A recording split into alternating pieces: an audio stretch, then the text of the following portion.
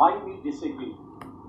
A speech by Swami Vivekananda at the World Parliament of Religions in Chicago on 15 September 1893. I will tell you a little story.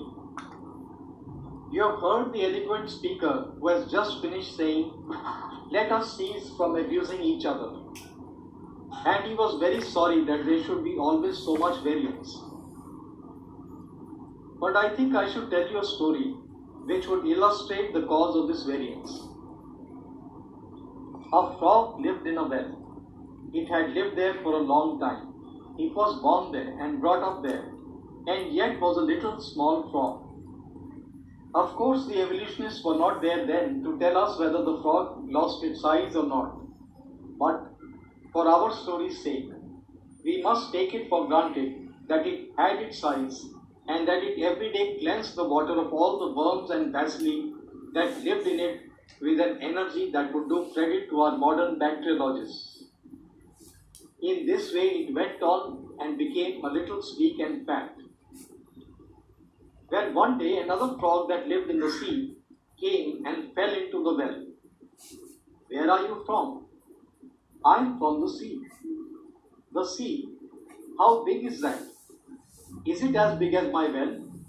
And he took a leap from one side of the well to the other. "My friend," said the frog of the sea, "how do you compare the sea with your little well?"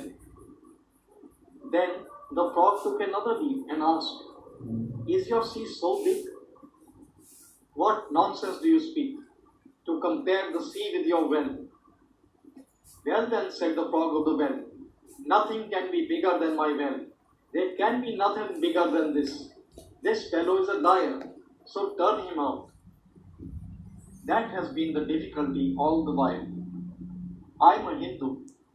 I'm sitting in my own little well and thinking that the whole world is my little well.